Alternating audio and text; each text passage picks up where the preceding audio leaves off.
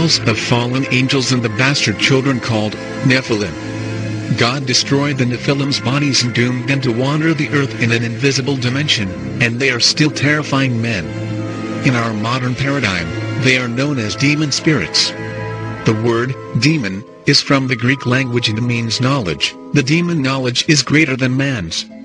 The Bible tells of their creation in Genesis chapter 6, and they were the cause of the destruction of life on earth. The Apocrypha and early Jewish writings expound on these evil spirits.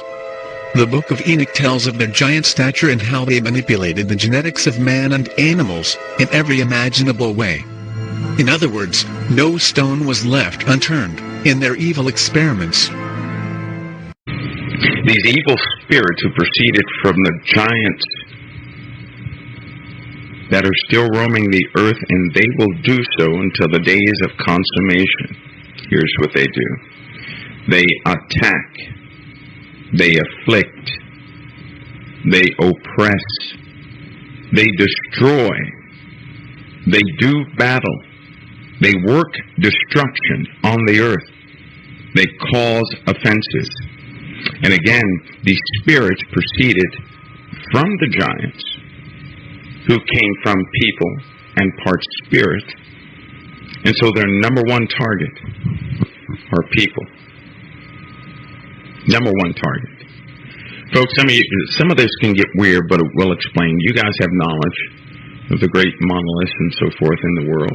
These great structures, the pyramids and everything else. I'm going to bust a few bubbles tonight, because everybody's starting to go down this wrong path concerning all the constructions of old.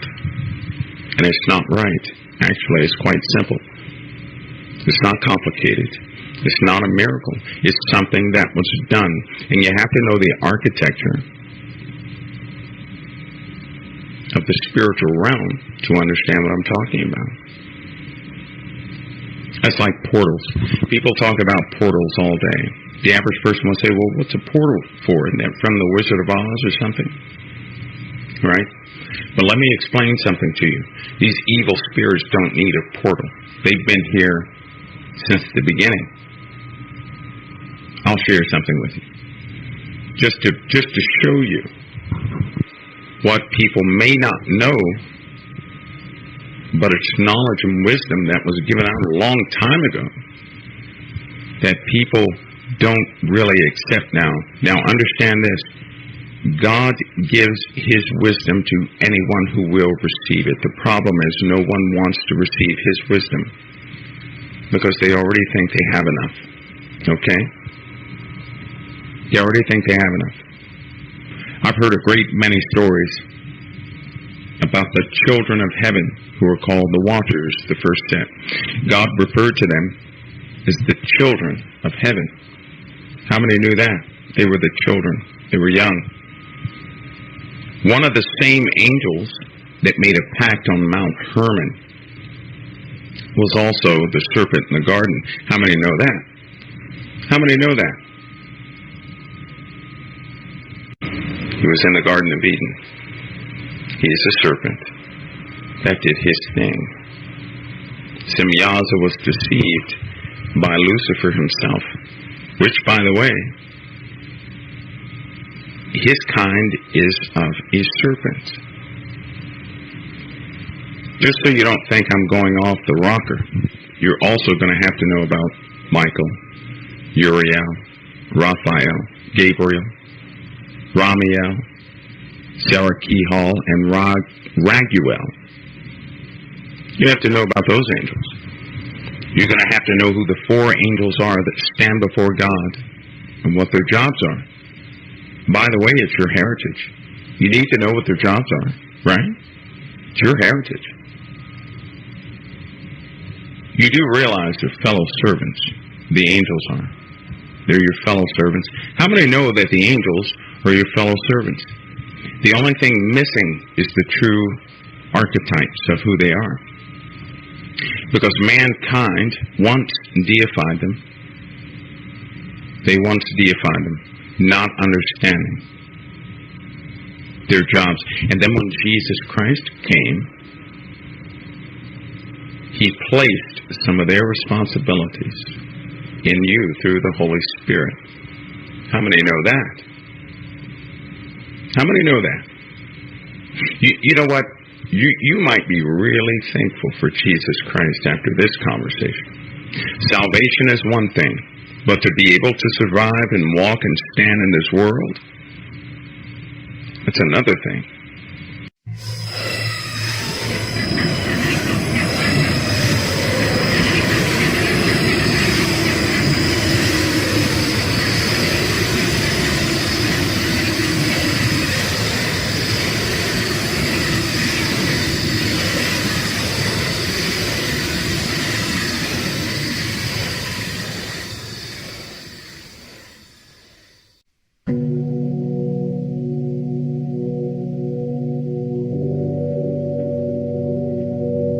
Giants walk among us still, hidden in tattered robes.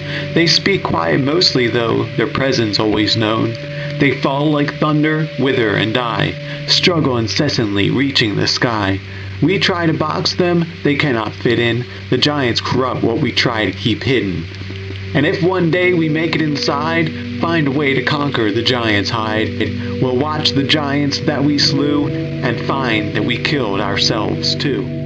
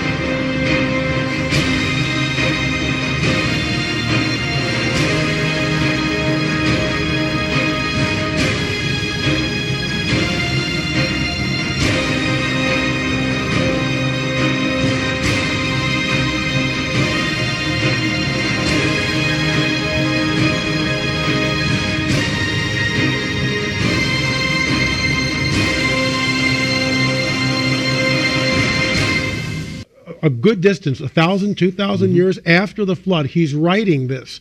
And he says the Nephilim, the unholy progeny of the fallen angels and the women of earth, creating this hybrid being known as the Nephilim, were on the earth in those days and also afterward.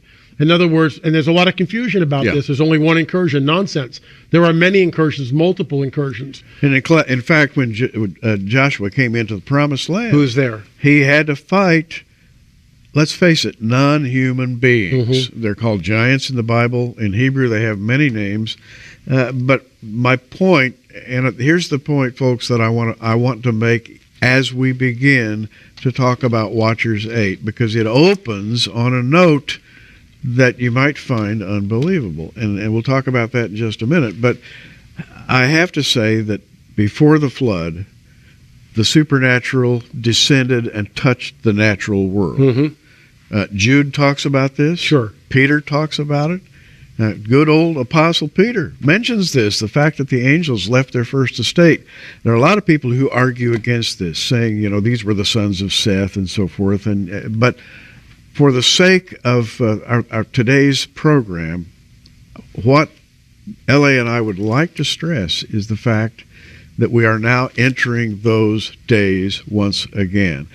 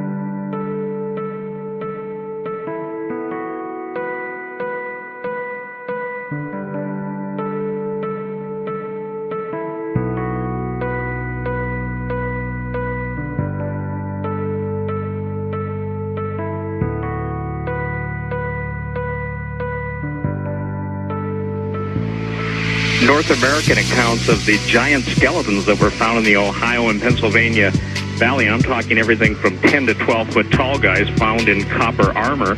And the more I investigated, I found out it was a worldwide situation where we're talking some really big skeletons, all the way up to 36 feet tall. If we only had basketball then, huh? Well, I can tell you this, when some of these guys, some of the British giants, for instance, one guy specifically, listen to this, a guy by the name of William Joyce in the late 1800s, he could lift a ton dead weight, in other words, 2,000 pounds.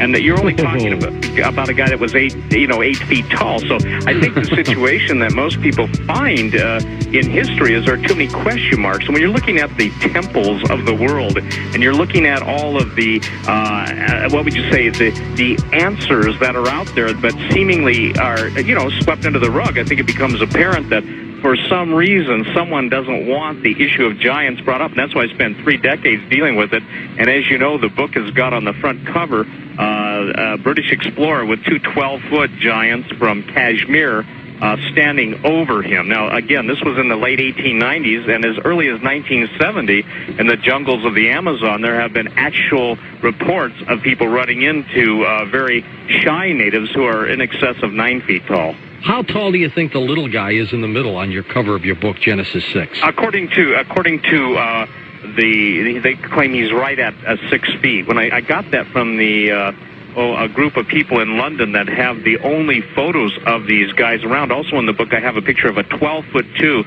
Irish mummy. And it's fascinating because, later in the show we can get into the mummy issue, but the point that's fascinating is if you take guys that are all the way up to 36 feet tall, 20 feet tall, the Emperor of China had 2 15-foot guards. Charlemagne himself was surrounded by rather large individuals. We have a Roman emperor named Maximinius who was a giant himself. His wife's bracelet, George, would fit around his thumb. We're talking about people that are, we're talking about people with big egos, big appetites, and incredible strength. We're not talking about the medical situation that you see sometimes on the History Channel where they show giants as being these guys that don't live very long, obviously like Andre the Giant, who was a wrestler. Right. We're talking about guys with unbelievable strength, unbelievable knowledge, and unbelievable wisdom. On the website, I even show some of the Incan kings, I-N-C-A-N, Inca, from the Inca Empire, basically in the museums of Peru, that have 4 to 5 times the cranial mass of a standard human skull.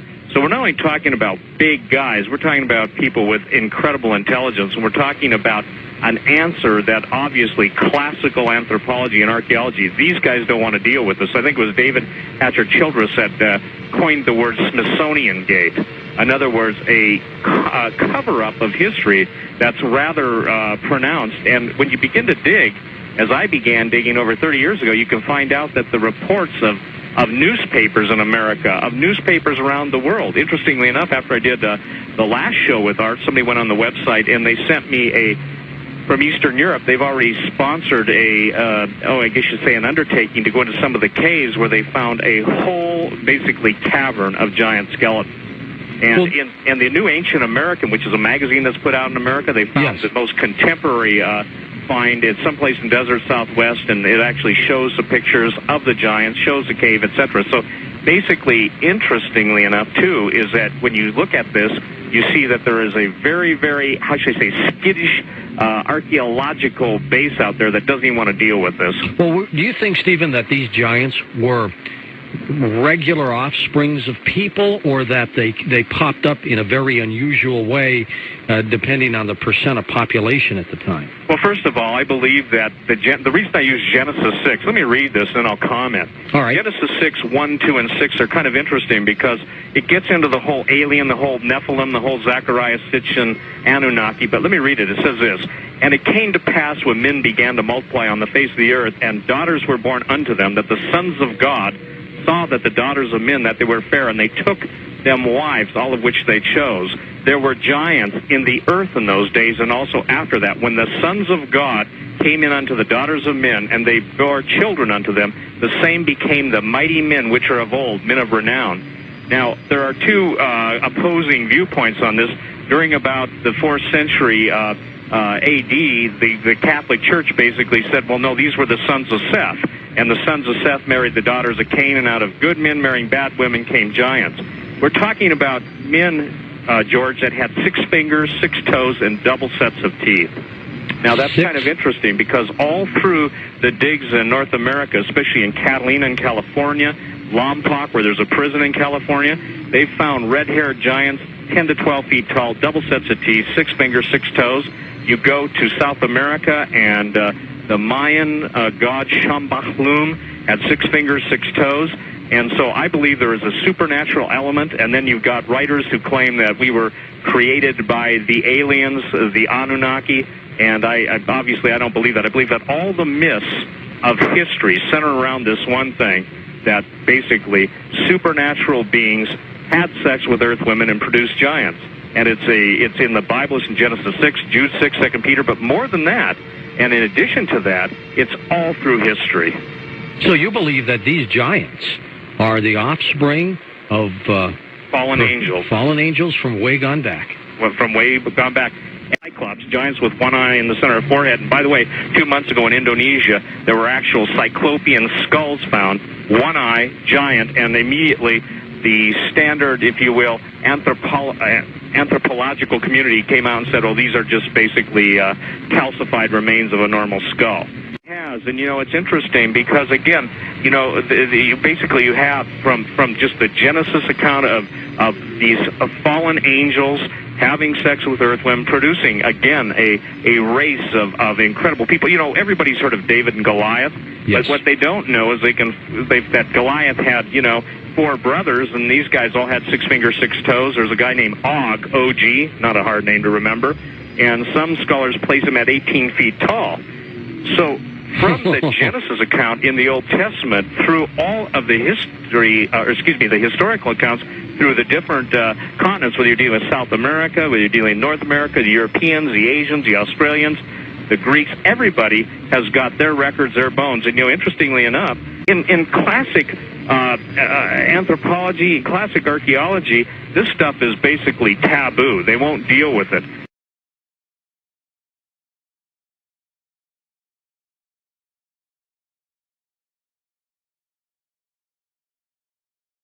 The extinct species of giant, whose bones fill the mounds of America, have gazed on Niagara as ours do now. And that quote is amazing for a number of reasons. First of all, that Abraham Lincoln said it. Number 2, that it shows how widespread the knowledge of the giants in the 19th century were. We were an agrarian society. The people were plowing fields all over America and turning up giant bones everywhere.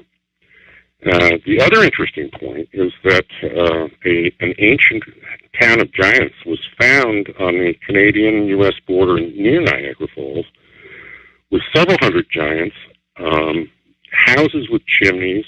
They even found a blacksmith shop with 2 tons of charcoal and evidence of gold and silver work. And then close to there in Cayuga, New York, they found what was called the Cemetery of Giants. That was 200 skeletons, 7 to 9 feet tall. A little farther down the state on the Pennsylvania line, they found 150 skeletons, 7 feet tall.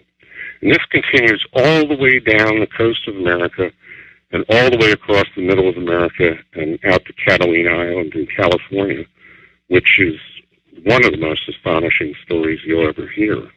The Smithsonian, when they started out, they published their first book in 1848 on the ancient monuments of the Mississippi Valley. It was an incredibly open-minded study with beautiful drawings of all of the mound builder finds that they had made in the middle of the country. Now, we're not talking about American Indians here. We're talking about what they refer to as the mound builder culture.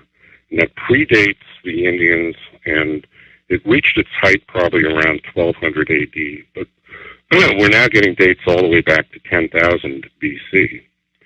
And this mound builder culture is pervasive. The Smithsonian report itself said there was several 100,000 mounds in the United States. Now, in 1879, Major John Wesley Powell, who was a famous Western explorer, made the first head of the Bureau of Ethnology. In 1879, he issued what was called the Powell Doctrine. And the Powell Doctrine forbade any evidence of pre-Columbus contact in the Americas. He said we're dealing with Aboriginal savages who are illiterate. There's no signs of higher intelligence. Basically, it was carte blanche for manifest destiny, and also one of the cornerstones of the Smithsonian was the theory of evolution. And the theory of evolution, in a nutshell, says that we keep getting bigger and smarter over time. And you can't very well have 7 to 12 foot giants everywhere in America and argue that we're getting bigger and smarter. So nope. That pretty much, and they've never rescinded the PAL doctrine. So in case after case after case, these skeletons are being sent to the Smithsonian and just disappearing. In the book 1491, he estimates that Ailes Hedricka, who was the head of the Smithsonian from the turn of the century, and the man that came up with the absurd Bering Land Strait, they all came, down from Asia. Yeah. They estimate in that book that he had secreted over 30,000 skeletons during his tenure and refused to examine them. What happened with them then? Do we know? Well, I think it's kind of like that Raiders of the Lost Ark movie. They put them in boxes and they go off somewhere into the memory hole. There's, a couple of cases where somebody's actually, the Fowler Museum in UCLA purports to have 200 of the skeletons found out in Catalina, but that's a whole other story we can get into. The Smithsonian, on the other hand, is completely not forthcoming at all.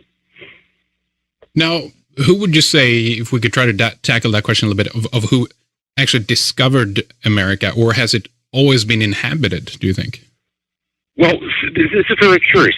Some of the finds, including the Spirit Cave mummies, which were found out in Nevada, they were discovered in the 1940s by the University of Nevada under several feet of bat guano.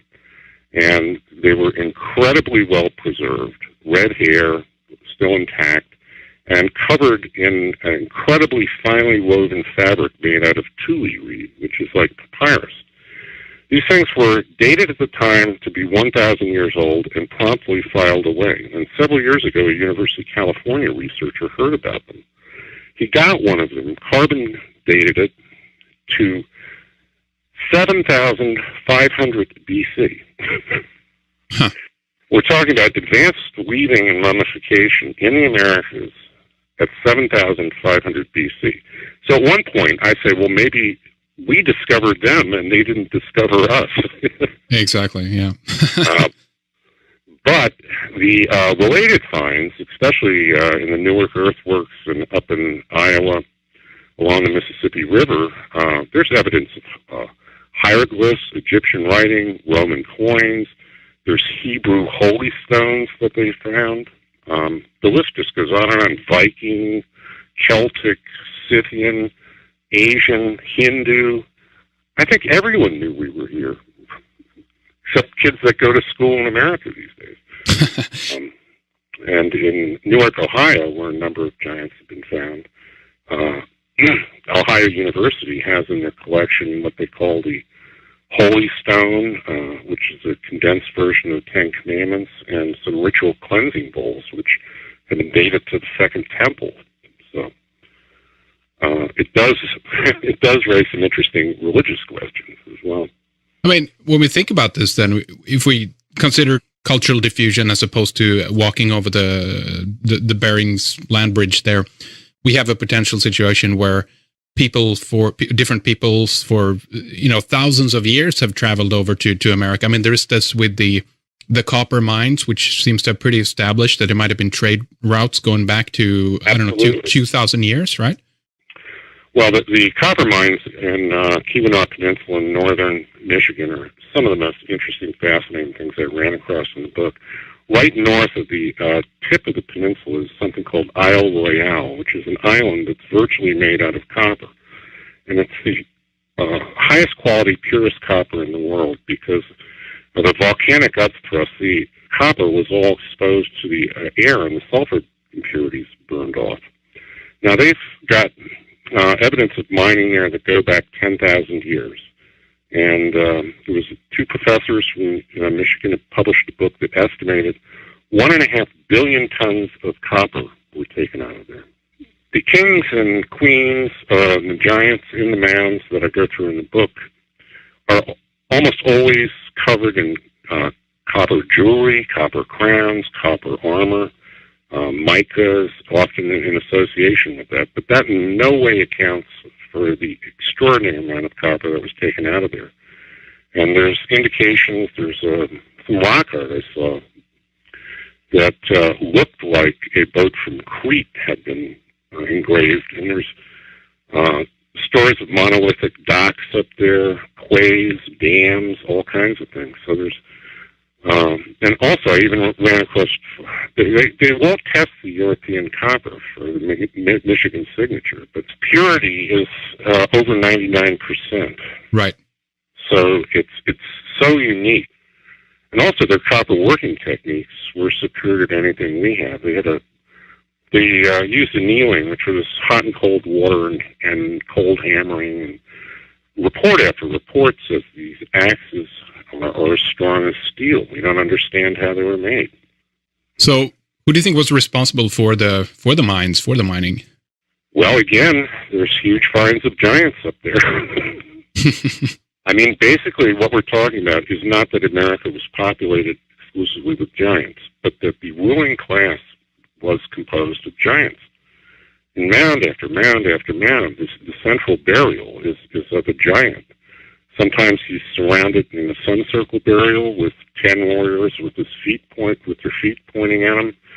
I have a great series of reports out of Tennessee and Kentucky that was done by Dr. John Haywood in 1823, where he went over 100 years of the stuff they had been finding there, and they found 9-foot blonde-haired giants in secret caves with roll-away stones, sacred springs, standing burials with monoliths around them. Just extraordinary stuff. Golden Gate Bridge. It's built out of steel, and it expands. And you've got to have expansion joints. So when you're driving on the deck of the bridge, you'll cross over a grate. And that grate is interlocking like the fingers on your hands.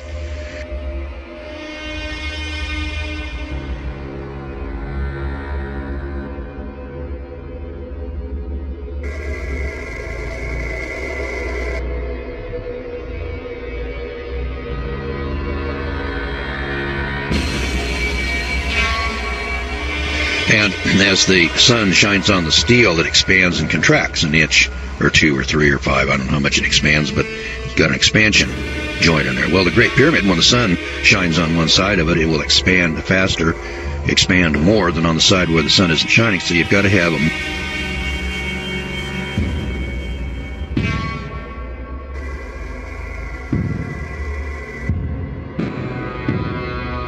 Golden Gate Bridge, or the Bay Bridge. And of course, the Twin Towers, they didn't last very long. Now, it would say to me,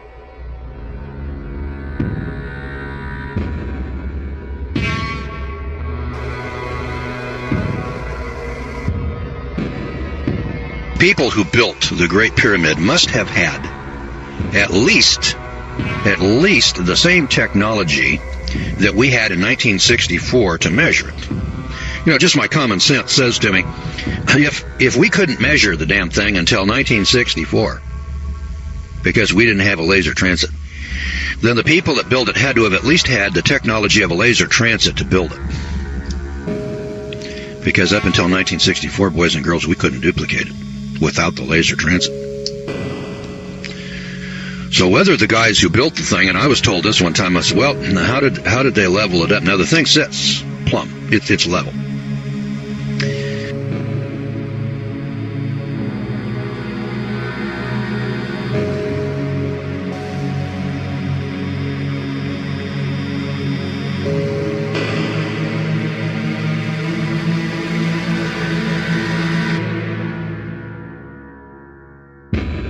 But then when this thing sits on 14 acres and it's plus or minus plumb, and then it's plus or minus a half inch on 4 corners, sitting on 14 acres, which is bigger than the Empire State Building, which is bigger than the Twin Towers, which is more accurate than either.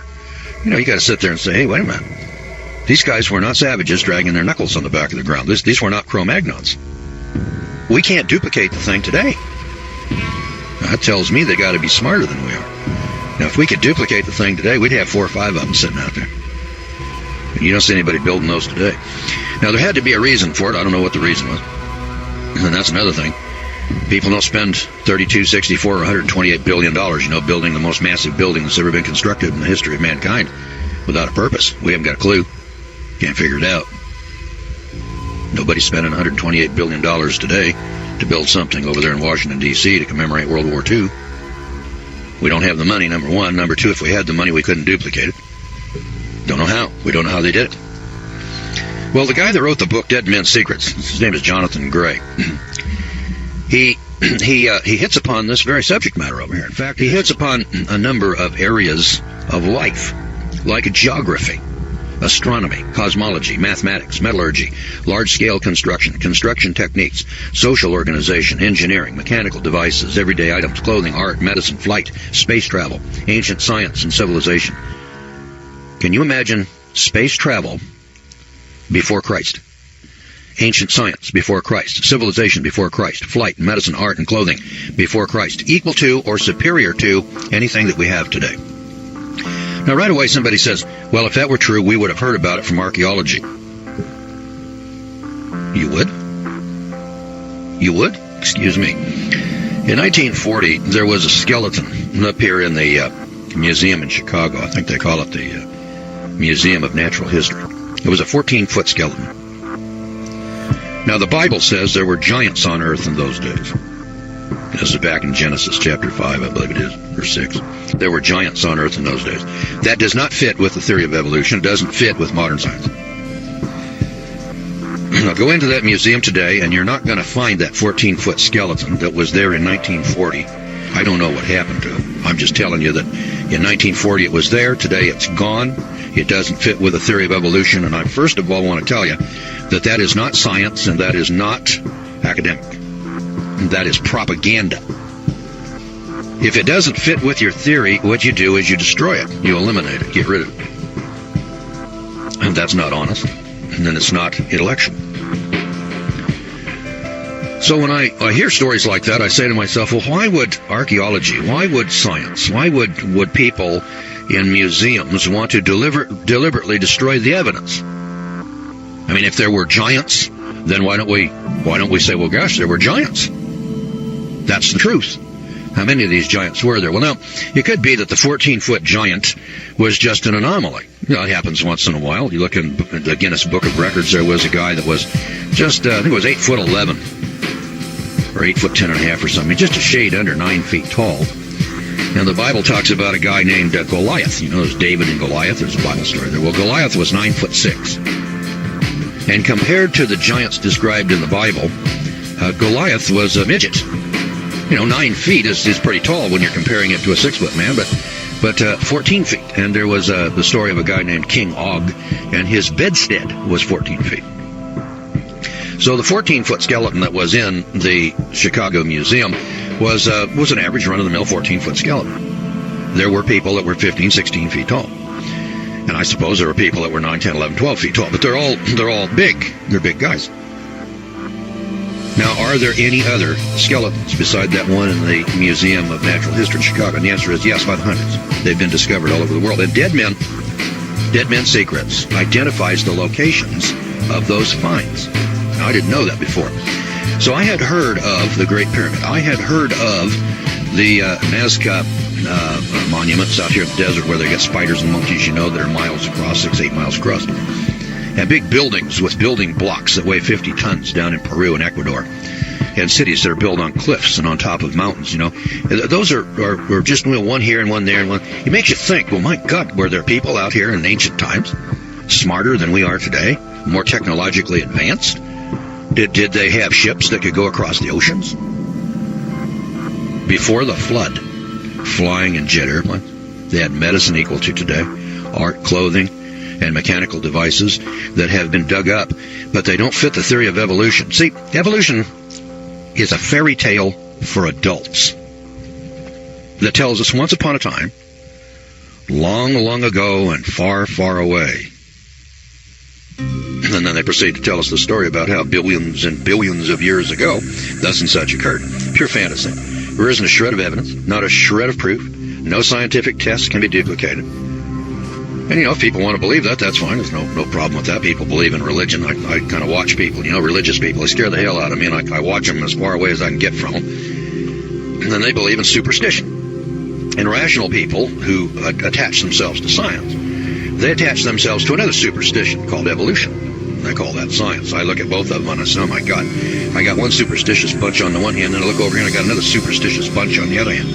And neither side can ever come to an actual grasp of truth and understanding, how did it actually happen? So in order for us to do that, if we're going to arrive at the truth, we got to actually come to grips with 14-foot skeletons and buildings that are so big and so massive that we can't duplicate them today, and ask the question, well, how did those people build that?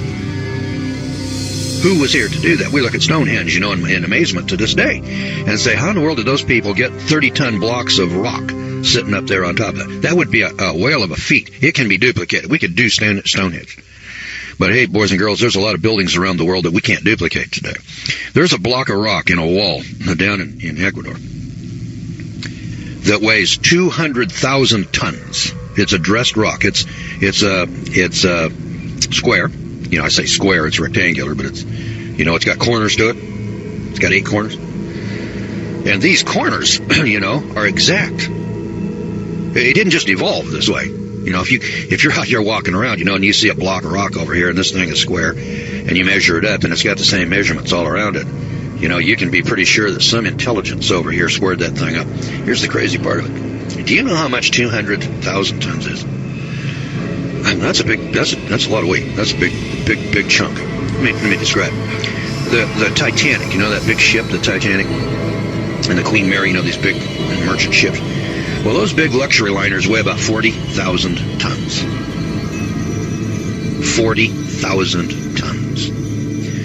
All right, now let's pull the Queen Mary into a shipyard, and let's just stick it under a couple of cranes, and let's just pick it up and set it on the ground. Do you think that there's any place in the world that there's a crane big enough to pick up a ship like the Queen Mary? Well, I'm here to tell you that there isn't. So when they want to work on a ship that big, what they have to do is run it into what they call a dry dock.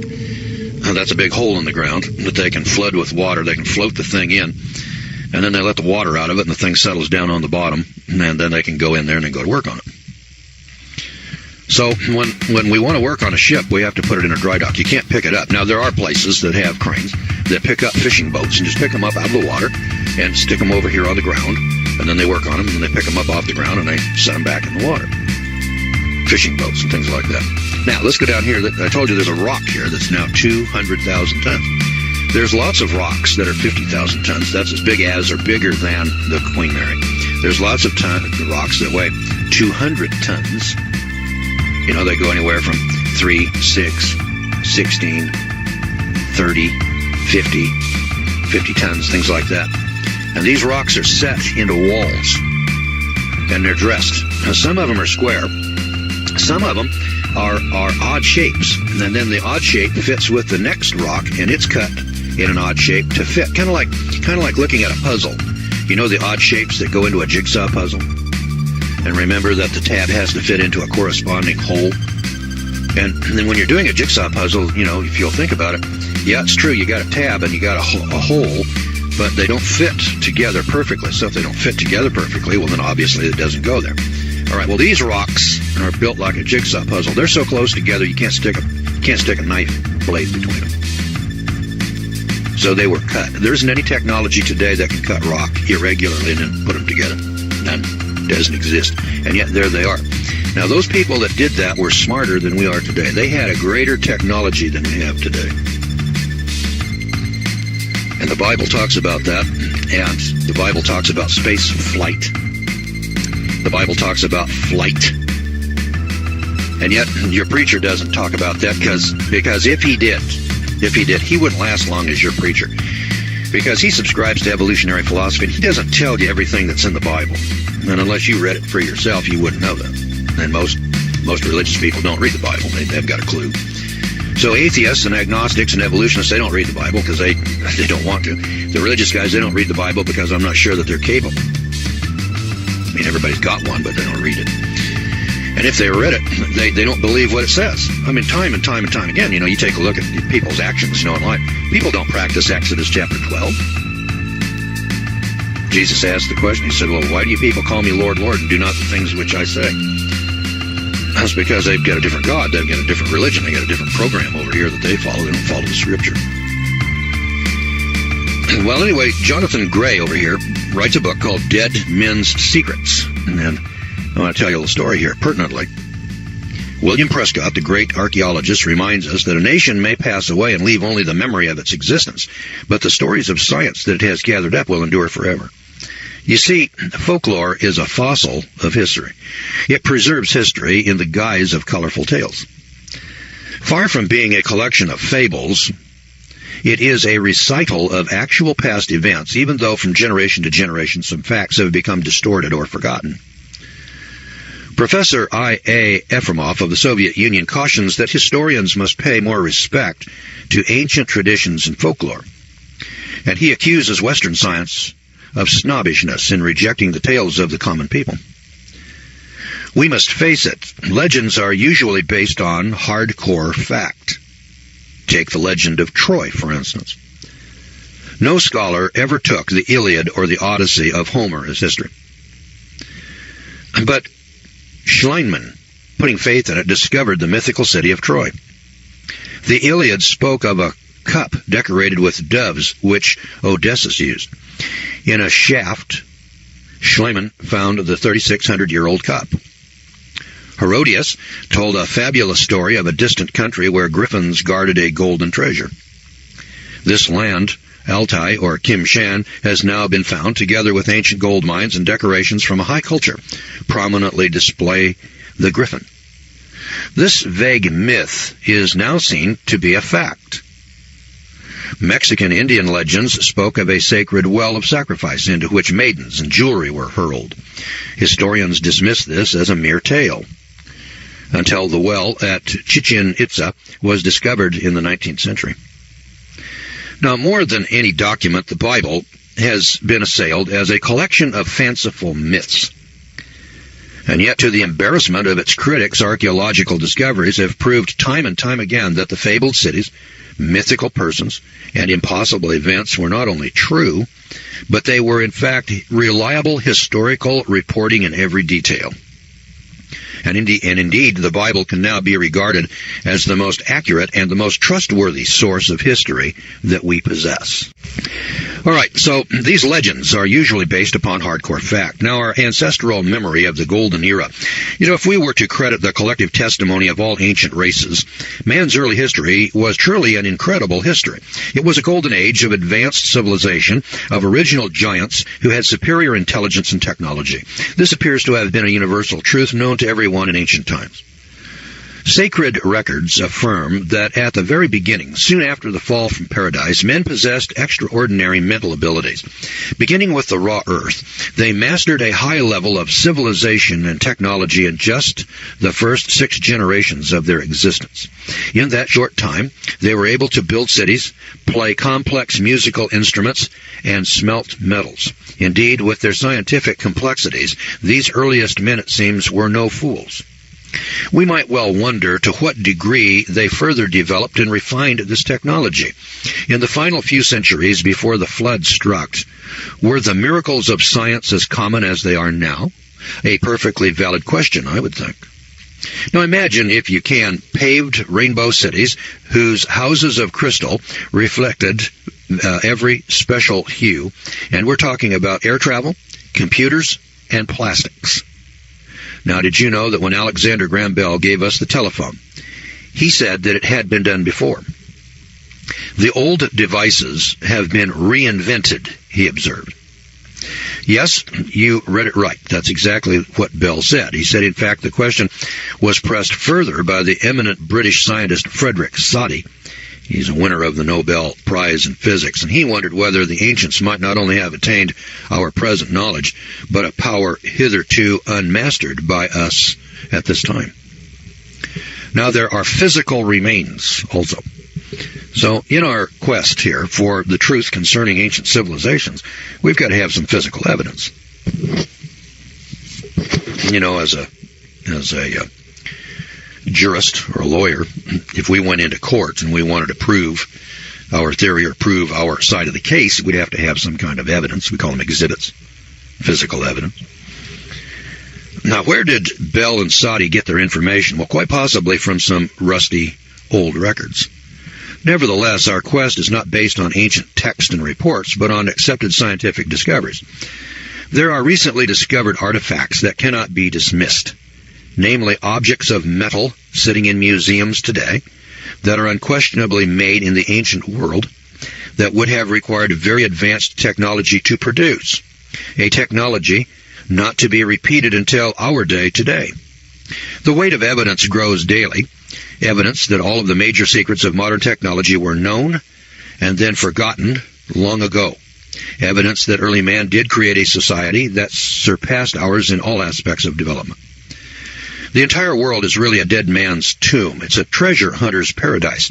As we prize or we open the coffin, suspense builds.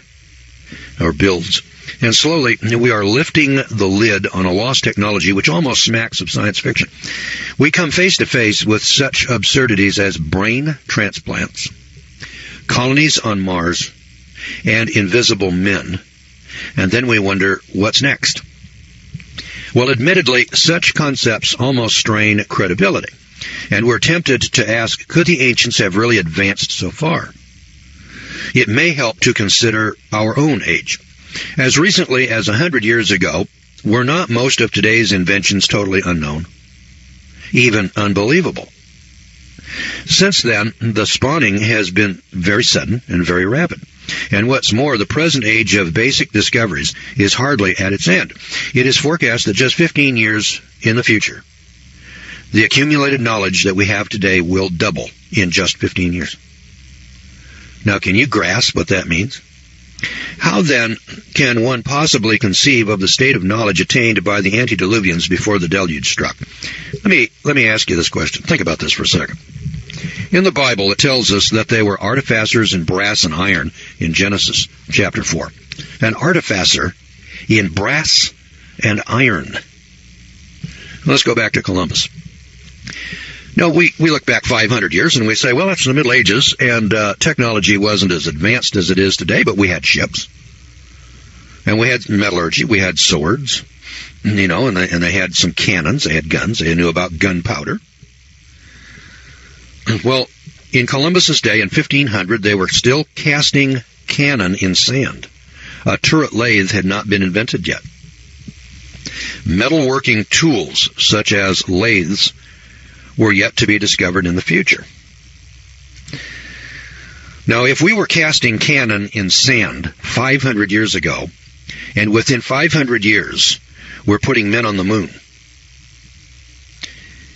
if in Genesis 4 they already had advanced metallurgy, that is, the mixing of metals together, which is advanced beyond casting cannon in sand, couldn't they do the same thing in 500 years?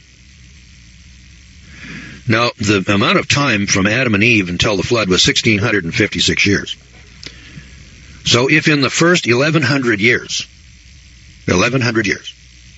they were able to reach metallurgy, then they had 556 years left with which to duplicate the technology that we have today. Now, there's an obscure scripture here in the Bible. I thought I'd point this one out. It's in Deuteronomy chapter 30. That anticipates space travel. I looked at this some years back, and I kind of marveled, and I said, why would God even put such a thing in there unless he was already familiar with? In verse 4 it says, if any of yours be driven out unto the outmost parts of heaven, from thence will the Lord your God gather you, and from thence shall he fetch you.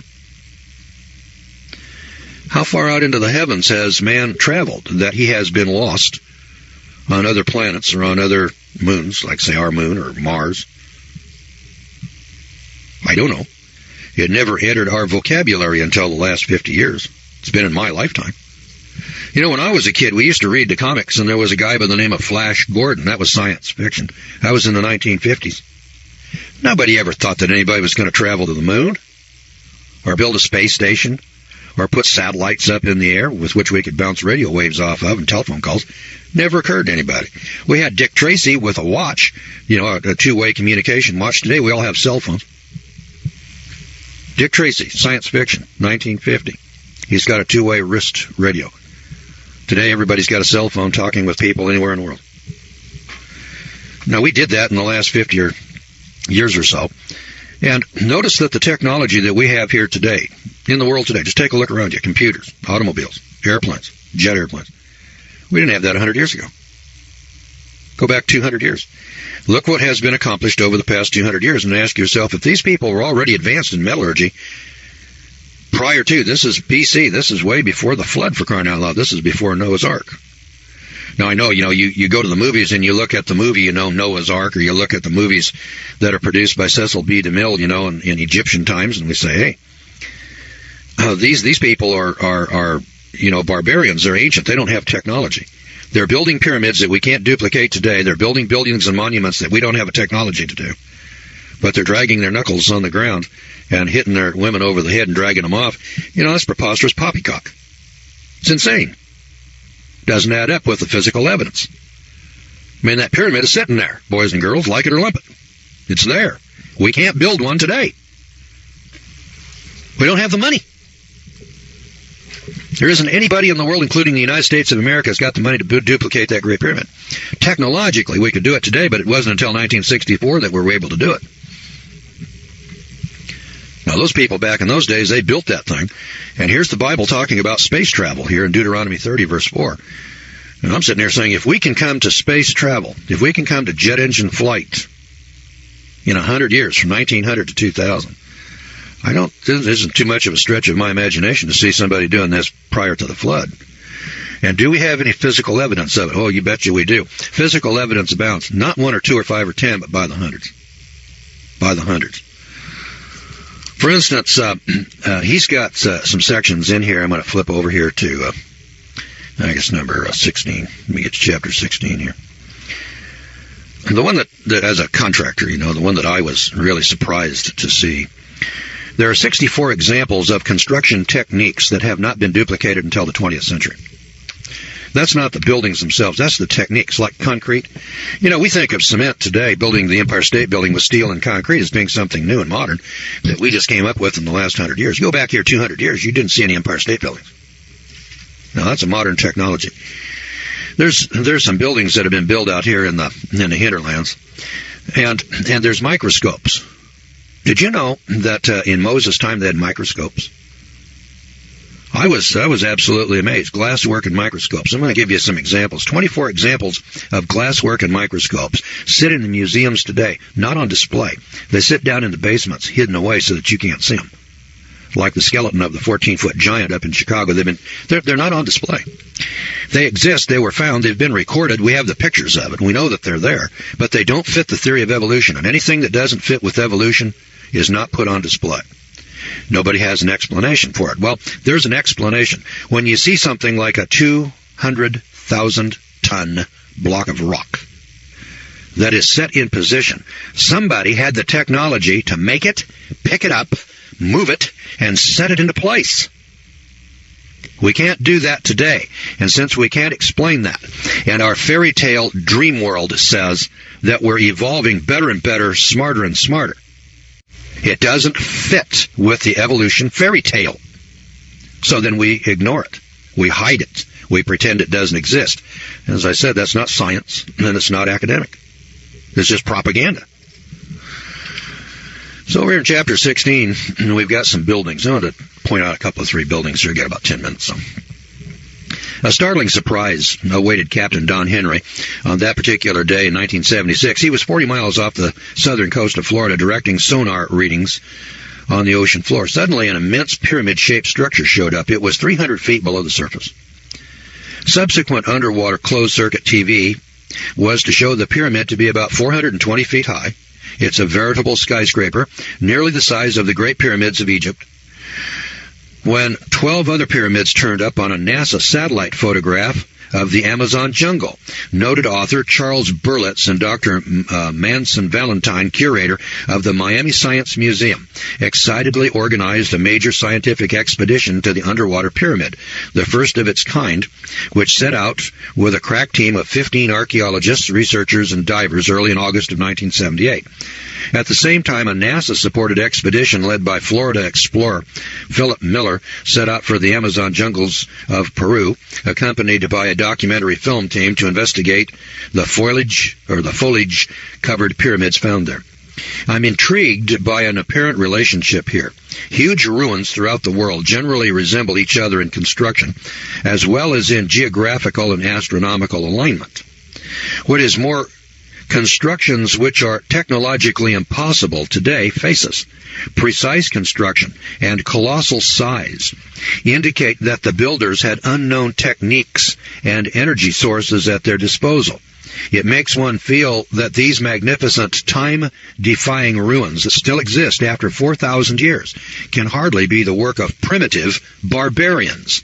Surely they are the scientific instruments of an advanced universal civilization. So join me on a grand tour, and you'll see what I mean. This is not possible by muscular strength. This grand complex was built with a technical skill embarrassing to us and by a method which is totally unknown to us today. Here was a city of startling dimensions. Acres and acres lie covered with truncated pyramids, artificial hills, lines of monoliths, platforms, underground rooms, and giant gates which incorporate architecture beyond our technical scope today. Many large gateways were built from a single stone. The Gate of the Sun is the biggest carved monolith in the world. It is a single block of rock, 10 feet high and 6 feet wide. The size of some of the buildings is astonishing. The fortress of Akapana, 650 by 496 feet, was once a pyramid 167 feet high. The Sun Temple was on a platform 440 feet long by 390 feet wide, composed of blocks of rock 100 to 200 tons each. Walls of the temple complex itself had blocks of 60 tons each. Steps of the stone stairway were 50 tons apiece. Here were terraced temples like those of faraway Babylon and Nineveh. The walls of the palace were 220 feet long by 180 feet wide. Its throne room was 160 feet long by 130 feet wide. The steps from the palace entrance were washed by the lake now receding and 15 miles away. The paved court under our feet is 80 feet square, with a covered gallery 45 feet on one side. Court and hall are one single block of dressed stone. One single block. Building blocks. One is 36 feet long, 7 feet wide, fitted without lime or mortar and without any joint showing. Nearly every stone is accurately cut and polished, nicked, mortised, and occasionally even beveled.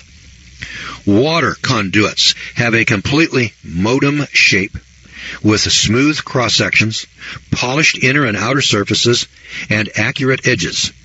See these half pipes? They have grooves and corresponding protrusions that fit together. Plundered Spanish invaders stole the interlocking copper or silver keys which secured the stonework from earthquake damage until they had survived for thousands of years. Subsequent earthquakes leveled the structures. As late as the 19th century, there were imposing colonnades to admire, of which sadly there is now no trace. Many of the great buildings were dynamited, and then untold treasures disappeared. One 24-foot statue remains. But the records are there. You see, when the Spanish got there, they made records of it. And then they tore them down, blew them up to salvage the gold, silver, and the metals, shipped them off to Spain. Here's the point. Here are buildings at 12,000 feet in Bolivia that we could not build today, let alone at 12,000 feet. And we're being told, in our movies and in our books, that these great monuments were built by slave labor, and they were built by hand, without wheels, without pulleys, just by pure muscle. That's preposterous poppycock. You talk about fantasy world. Hey, you talk about fairy tales. That's a fairy tale. But it's better than that. All right, we are reviewing the book called Dead Men's Secrets. So last time I gave you an introduction, and I said, hey, listen, there's some big monuments around the world. In fact, in this chapter 16, there are 57 of these examples of architectural marvels and wonders that are built around the world that we can't build today. You know, it's one thing to say, well, yeah, we could duplicate that today. But when you've got monuments out here, as I pointed out last time, you got a block of rock that weighs 200,000, not 200 tons, 200,000 tons, which is 5 Queen Marys. Somebody quarried that block of rock and then moved it and set it in place. There isn't anybody in the world today that can do that. The entire Russian apparatus, the American, the Russians, the French, the British, the Europeans, the Chinese, all combined, can't pick it up and move it. Now, somebody did that past tense. Now, how'd they do that? We don't know. We ain't got a clue. And there's 57 of those stories here in the book. It's called Dead Men's Secrets. You can probably get a copy of it down at Barnes & Noble. It's fairly new. It's 2004. The author's name is Jonathan Gray. And it's put out by an outfit called, kind of an odd publisher here. I've never heard this name before. They call themselves Teach Services Incorporated. Published by Teach Services Incorporated. They got a webpage. It's www.teachservices.com. And it's TEACHS is in capitals. And ERVICES.com is in lowercase. It's the way they've got it here in the book. I'm very impressed by the book. I have heard about these stories. I have heard about batteries in the Museum of Baghdad. And I've heard of airplanes out of Ecuador, model airplanes, you know, little models of airplanes that were jets. You know, and today we would look at that and say, my God, that's a jet airplane. And made out of silver, you know, little ornaments and things like that. And you hear about these little stories, the 14-foot skeleton I told you about last time that was in the museum up in Chicago, disappeared. And this author points out that the Smithsonian is sitting on warehouses full of this stuff. And they won't put it out. They haven't destroyed it. In some cases they have. It's been destroyed. But much of it is in the warehouses. And they're not putting it out on display. It doesn't fit evolution. And if it doesn't fit evolution, then we don't put it out. And so this guy wrote a book. See how many pages are in here. It's a pretty thick book. It's like 300 pages. Come on, page numbers. Show me your stuff here. Oh, my God. Tell me there's no page numbers. Here we are, 350. Yeah, it's 350 pages or more. 350 pages, and it talks about geography, astronomy, cosmology, mathematics, metallurgy, large-scale construction, construction techniques, social organization, engineering, mechanical devices, everyday items, clothing, art, medicine, flight, space travel, ancient science and civilization, all of it documented, all of it with physical evidence that we have uncovered over the last 200, 300, 400 years. And it's sitting around in warehouses, being carefully hidden, being carefully concealed, but it's all well documented. And he's done a very professional job, footnoted it, showed you the sources. I got to tell you this story. Now, last program, I told you about a 12,000-foot elevation here in the Andes Mountains, where they got this fantastic city over here with the ruins and so on, well documented by the Spanish when they got in there. They blew it up, destroyed most of it. Some of it, I mean, the site's still there.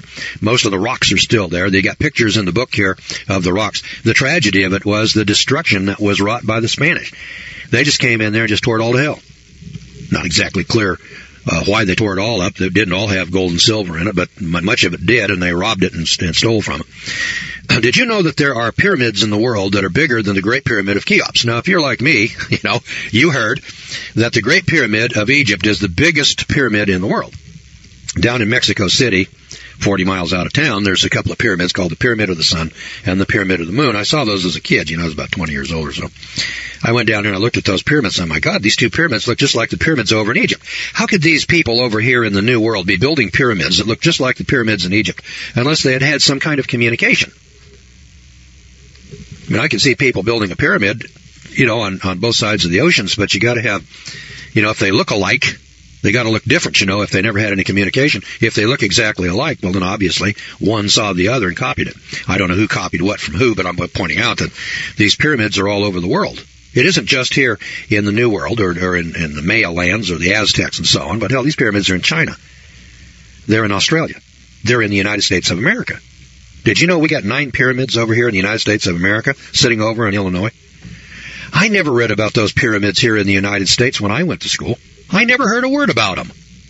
And one day my wife said, my wife is from Illinois, and she said, have you ever heard of the pyramids in Illinois? I looked at her like, pyramids? She says, yeah, they're about the same size as the Great Pyramid of Cheops in Egypt, and there's 9 of them in Illinois. And I looked at her like, lady, you got to be out of your mind.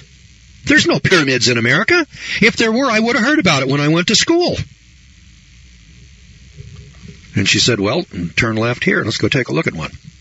So we drove out into the countryside. And here's this great big mountain. There are parks. The state of Illinois has a park there. I climbed to the top of one of them. The top of the pyramid, the top of this pyramid in Illinois, is 1/2 acre in size. That's the top. The top is a 1/2 acre. It's bigger than your house. It's bigger than your lot for most of you people out there. I was looking on the computer last night, and we were taking a look at houses in the Los Angeles area, and there's lots, 7,000-foot lot, 8,000-foot lot, 6,000-foot lot.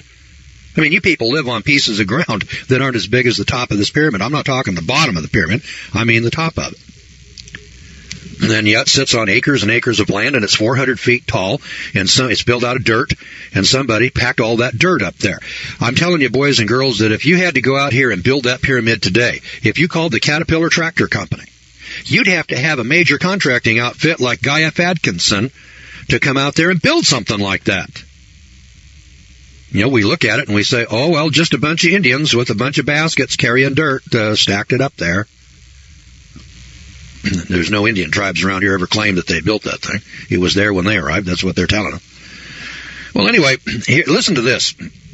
The tallest building in the world until this century, until the 21st century, and still the most massive structure on Earth, is an ancient pyramid 120 stories high. 120 stories. All right, now the Great Pyramid is 450 feet high. That's 450 times 10. It's 4,500 feet. Is that right? No. That's I think the Great Pyramid of Cheops, if I remember, is 450 feet divided by 10. Yeah. That's 45 stories. Now remember, the Twin Towers in New York, the Twin Towers, they're 110 stories tall. Remember that? I think they were 1,100 feet, as I recall, because there's 10 feet to a story, known round numbers. So you got 110 times 10. Yeah, they're 1,100 feet tall. All right. This pyramid is sitting in China today. Today, in China.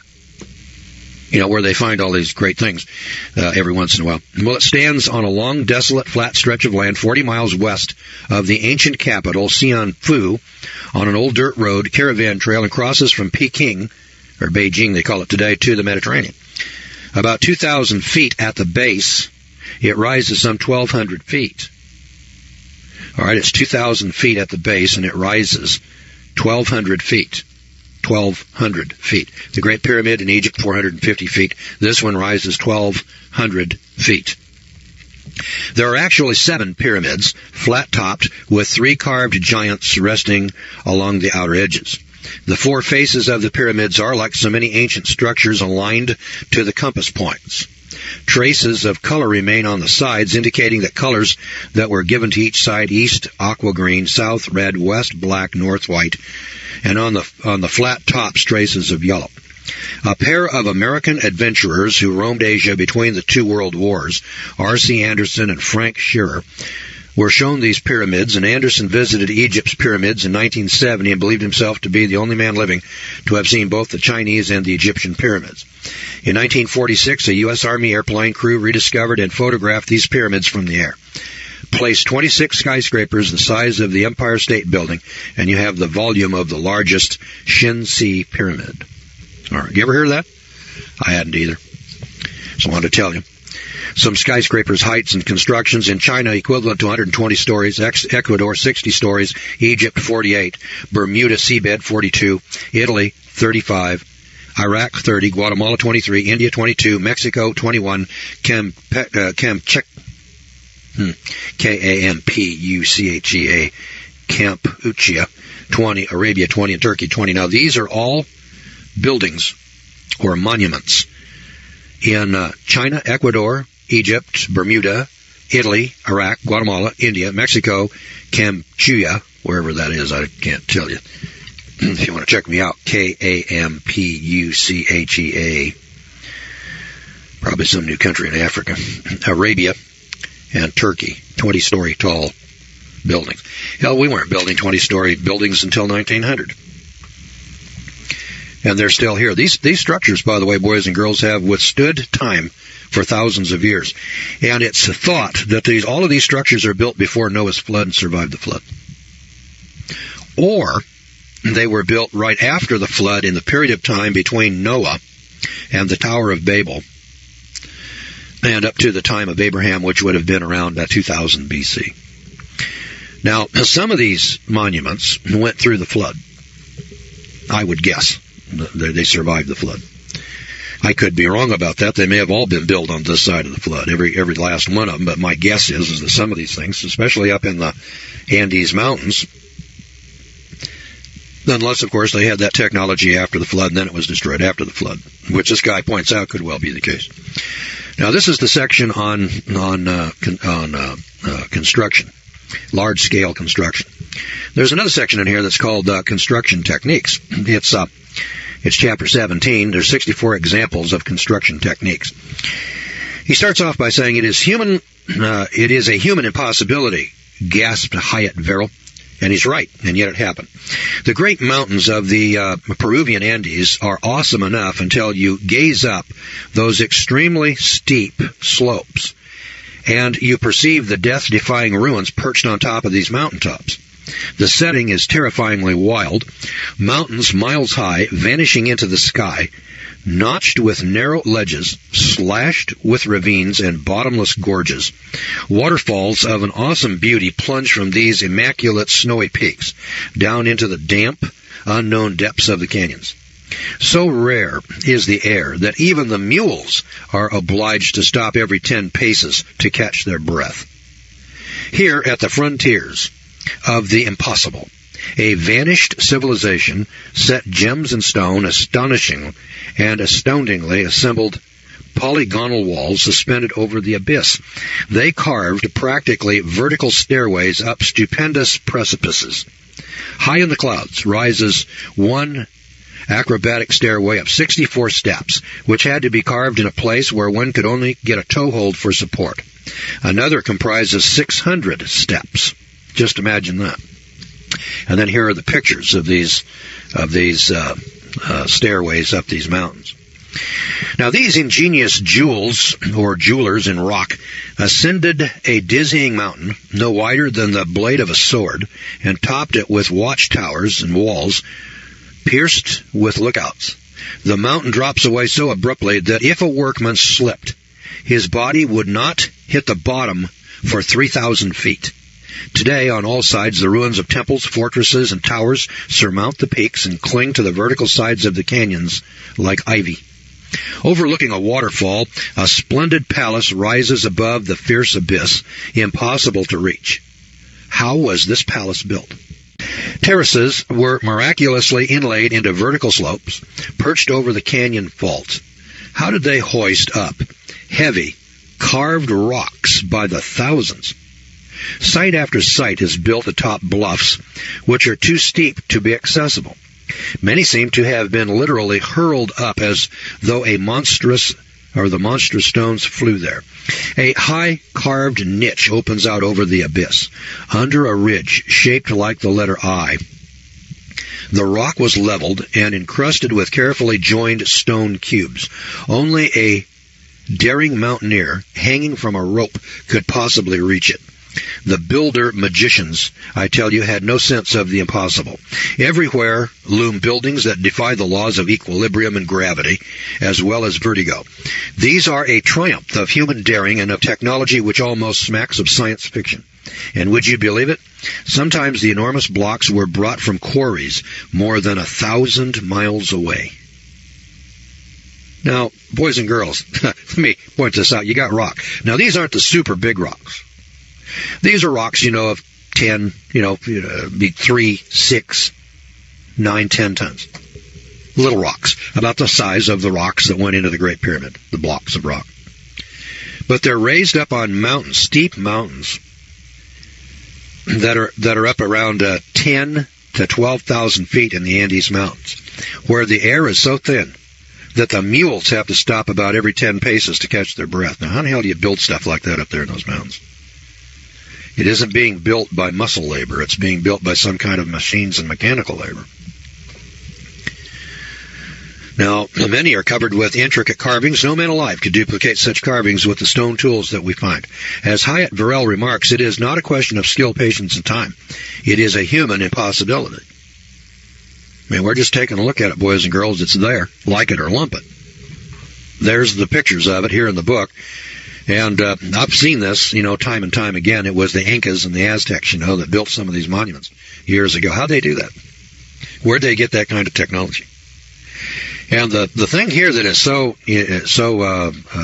ingenious in this book are that these kinds of monuments have been found all over the world, and the genius that this guy, Jonathan Gray, has put together here is that he's rounded up not one or two odd ones like you and I have heard about, reading about it in Reader's Digest, or some odd story. I mean, he put it all together. Antarctica. There are traditions of a legendary rainbow city where the colors of the rainbow are said to have been used in the construction of the buildings and even in the paving of the streets. In Rome, glass-storied theater. Emilio Scararo, S-C-A-U-R-O, Scararo, one of Sulla's generals, had a 3-floored theater built at Rome for 80,000 spectators. The first floor of marble, the second floor of glass, the third of gilded wood. Boys and girls, 80,000 spectators. The big stadiums of baseball and football today hold 50.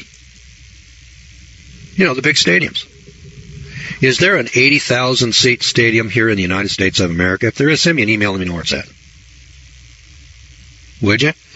I don't think there are any 80,000-seat stadiums anywhere in the world today. I haven't heard of any. This guy in Rome built an 80,000-seat stadium. Worldwide, the use of concrete, the standard mixture of sand and cement that makes up most building blocks of today, was evidently worldwide. Listen to this. They found it at Yaxuna, Tucoba, Mexico, Cuauhcillo, Mexico, Guatemala, Quito, Ecuador, Cunza, Ecuador, Husni, Peru, Santa Cruz, Bolivia, Pompeii, Italy, Tourette-sur-Loup, France, Cohard, France, Crete, Sterveco, Yugoslavia, Egypt, Northwest China, Western Australia, Arkansas in the USA, Tennessee in the USA, and New Mexico in the USA are all sites where we have found ancient monuments or buildings made with cement that we didn't discover and use here in the modern world until the last 2 centuries. Well, obviously the concrete technology was available all over the world, for crying out loud, thousands of years ago. Well, how come we didn't have concrete over the last 1,000 years if it was available to those people 2,000, 3,000, 4,000 years ago? Boys and girls, they had technology years ago. And then we lost sight of it. We went into what we call the Dark Ages. And then Julius Caesar went into Alexandria and destroyed 1 million volumes in the Alexandria Library. And the Romans, have been called the great builders, the great civilization. The Romans were the great destroyers. The Romans destroyed more than they ever built. Civilization and technology was so much greater than when the Romans were here as to defy description. The Romans never discovered anything. They destroyed what they found. And that's one more example. Let's take a look at another one. The seabed off Bimini, but now raised into a jetty material at Fort Lauderdale, Florida. Perfectly drilled 5-pointed star holes with sharply defined tips cut right through 12-foot-long blocks of granite. Other huge 1/2 to 6-inch diameter round holes perfectly drilled through 12-foot thick blocks of rock. Granite, one of the most abrasive stones, wears expensive diamond drill bits down to nothing very quickly. Okay, kids. And they took it off the seabed off Bimini. It's now sitting in the jetty material at Fort Lauderdale, Florida. Perfectly drilled, 5-pointed star holes with sharply defined tips cut right through 12-foot-long blocks of granite. Another huge 1/2 to 6-inch diameter round holes perfectly drilled through 12-foot thick blocks. Hey, kids, we ain't had that technology over the past 100 years. Where'd those people get it thousands of years ago? 200 years, 500 years, 1,000, 2,000 years ago. Where'd it come from? Did it come from savages evolving from monkeys, dragging their hands or knuckles on the ground? Come on, kids, let's grow up and get real. You know, the people over in Borneo who are still living back in the Stone Age are not doing that kind of technology. And you're sitting there saying, well, you know, we men, we're getting smarter and smarter as time goes along. Hell, we can't do that today. Over in Turkey, the boring of holes finer than the thinnest needle in a block of hard stone. Turkey. Over in Turkey. They got holes bored through stone which is finer than the thinnest needle. We can't do that today.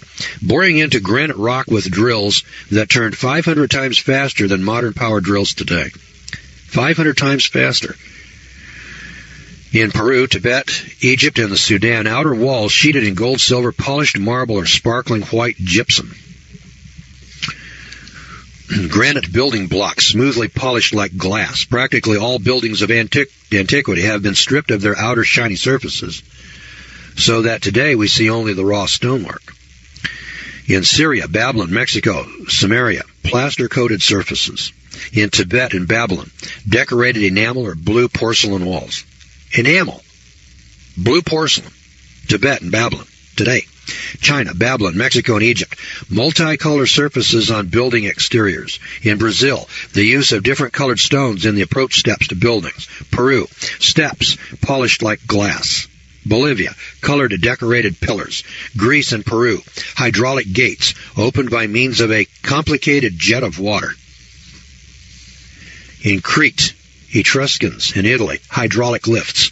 Essential to the support of highly technological society must have been the use of massive water storage dams of modern strength.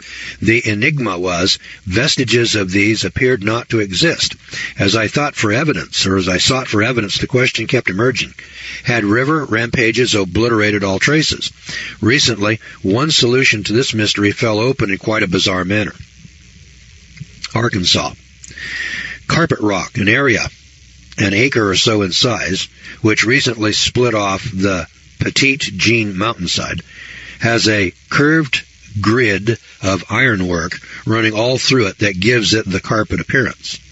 Examination, however, shows it to be reinforced concrete with the steel gridwork still intact and little rusted, surprisingly, until you realize that it was sealed from oxidation until splitting off the cliff only recently. The whole cliff, Carpet Rock and Petite Jean, is thus seen to be one vast concrete pour, very, very old. It was the spillway of a vast dam which must have contained the White River and the Arkansas River in one great impounded lake.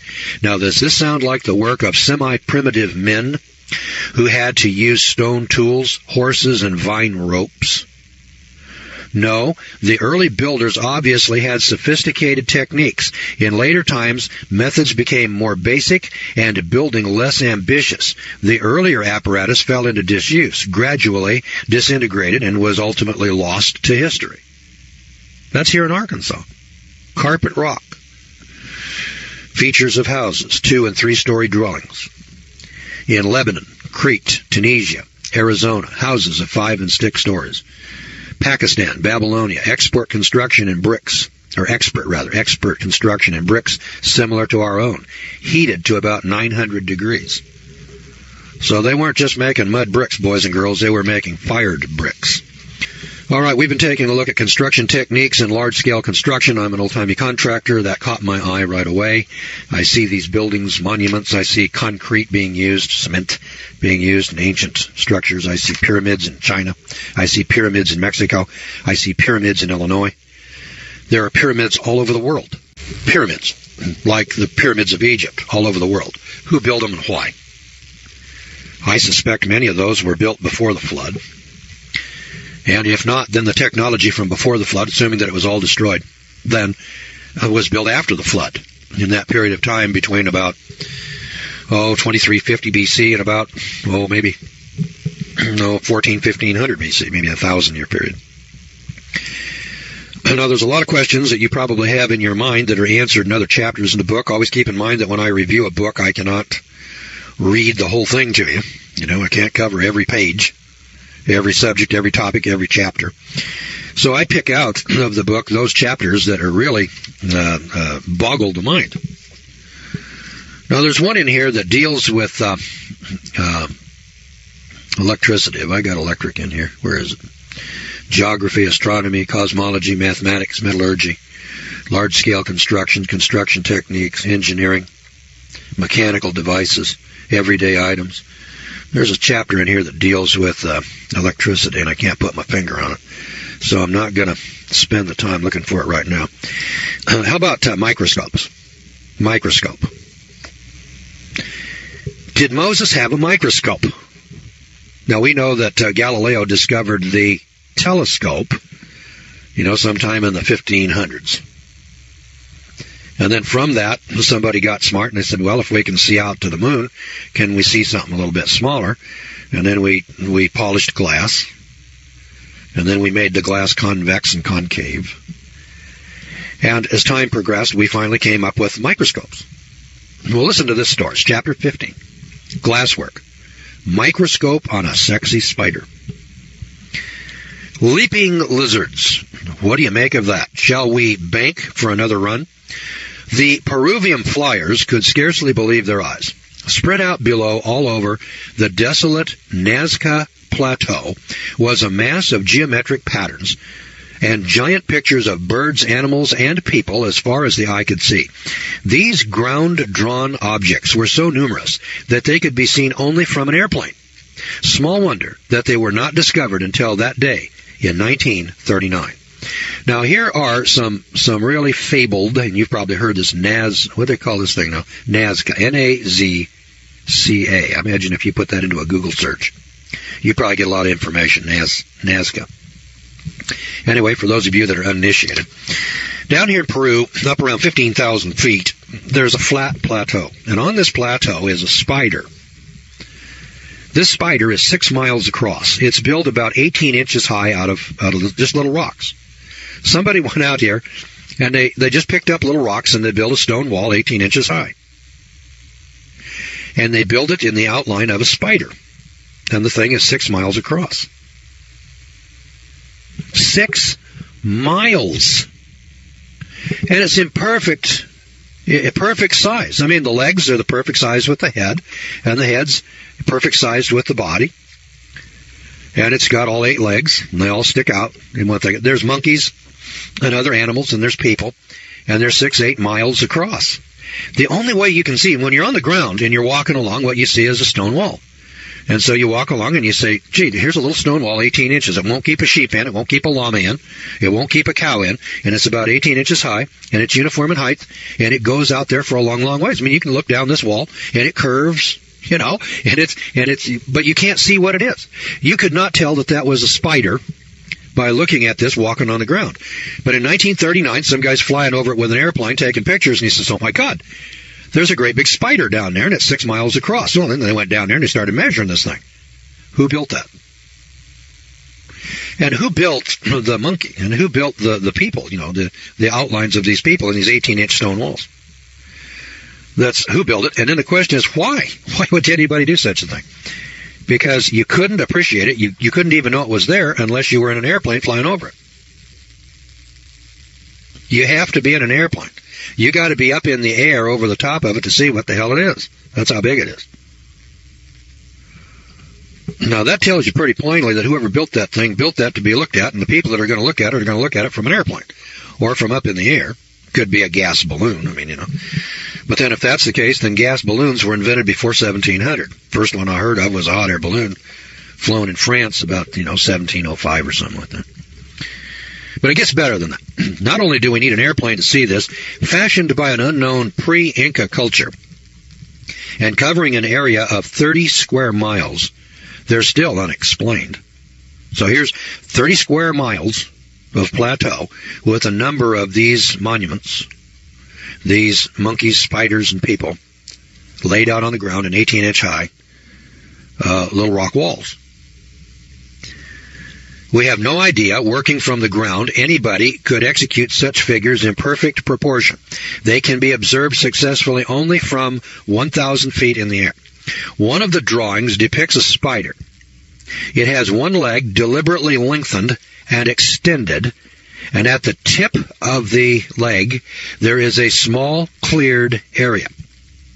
Now, there's only one spider known who uses the tip of its third leg in this precise manner shown in the drawing in this 6-mile-long rock wall spider. It's called the Riccinuli. It's spelled Riccinulei. Riccinuli. That's the way I'm pronouncing it. It inhabits caves deep in the Amazon jungle. This spider is recognized by scientists for its unique method of copulation, for which it uses that extended leg in the described manner that's in this spider at Nazca Plateau in Peru. It is an extremely rare species of spider. Now, for the incredible part. This spider's mode of reproduction can be only observed by the aid of a microscope. Boys and girls, let's stop and think about this for a minute. Up here on top of this plateau is this huge spider, 6 miles across. You can't even see that this is a spider unless you're up in an airplane at least 1,000 feet in the air. So you can look down on it and see 6 miles across. This spider is in perfect proportion. It's built out of rock. It's not big rocks now, just little ordinary rocks. You can just pick them up and stack them in a rock wall. And the spider now, from the tip of one side of it to the tip of the other side, is 6 miles across. And then from the other side to the other side, it's about 4 miles across. It's wider than it is, it's longer than it is wide. So it's 4 by 6 miles. You got to be in an airplane to see it. The third leg is extended in a way that only this rare spider extends its leg. This leg is used in copulation, in reproduction. And the only way that you can see the way this spider reproduces with this leg is with a microscope. What's that tell you? It tells you that the guy that built the spider up there had to have a microscope to observe the spider so that he would know that the spider reproduces with this third leg. Then when it's reproduced, it's done by a spider being built in stone walls in perfect proportions, 4 by 6 miles. Now, boys and girls, that's quite a story. So the question is, how were these artists able to find and then observe their tiny model unless we can see that they inherited a knowledge of science equaling our own, including the use of the ground optical lens in a microscope? Turning therefore to glasswork, we find ourselves treated to more surprises from the ancient world. And yet nothing is incredible any longer. The word impossible should have become literally impossible for us. China, before 2500 BC, Assyria, 2700 BC, and Medzamer, Armenia, 2500 BC, the making of glass was well known. In Haifa, Israel, a glass block weighing 88 tons. There are only 2 masses of glass that are larger than this 88 tons, and both are the casts for the huge mirrors of the Mount Palomar telescopes. Got this? Ancient times, 88-ton piece of glass. It's sitting in Haifa, Israel.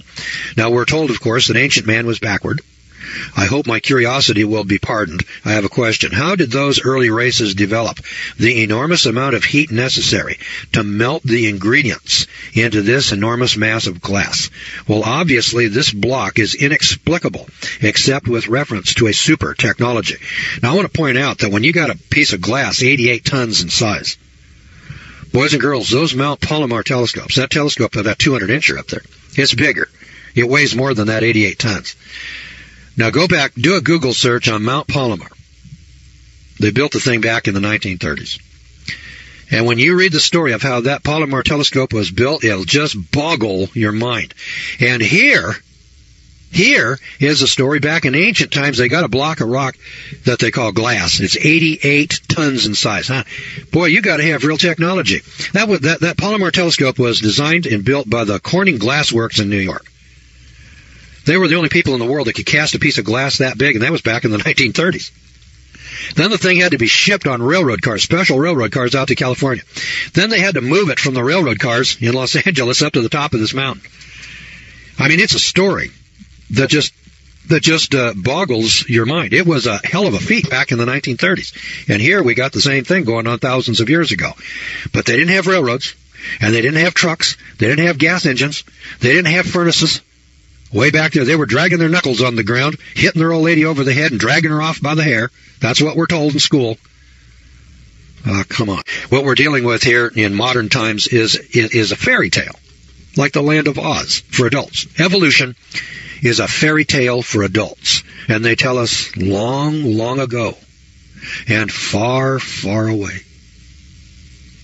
What a bunch of horse pucky.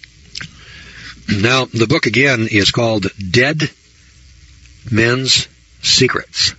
The author is Jonathan Gray. I'm not sure you'll find this book in a used bookstore. It's pretty new. It's published in 2004.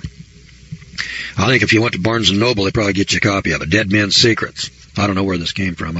I've got books stacked up here in my office that are here for review. I probably have 30 stacked up here now. I picked this book up the other day. I couldn't set it down. I never saw anything like it. Now, I've heard these stories. I've heard of that Nazca Plateau. I probably read about it in Discover magazine or maybe Reader's Digest, or something like that. And then, you read these odd stories, and then you say, God, that's really amazing. And then, you don't hear any more about it. Over a course of a lifetime, you probably can think of 10 or 15 of those. This guy, Gray, has them in here by the hundreds. There's one section in here that has 103 examples. On construction, there's chapter 15 and 16. One of them's 57. And the other one is something else. I've forgotten exactly. Yeah, here it is. There's 57 examples of skyscraper height, huge constructions, and etc. And then there's 64 examples of construction techniques that are modern. Techniques like concrete that I told you about. Now, I can't sit here and read them all to you because I want to cover a broader spectrum than that. But listen, there's 18 areas of life and technology, like sailing around the world. Columbus discovered America back in 1492, and we say, hey, he was the first guy to get over here. I've mentioned this in the past. That's poppycock. Poppycock. When Columbus got here, there were people here, for crying out loud. To say Columbus discovered America is nonsense. When he got here, the continent was people. There were people everywhere. So obviously those people got over here somehow. So the archaeologists come along and say, well, yeah, they did, see, but there was this land bridge between Siberia and Alaska. And they came across that land bridge.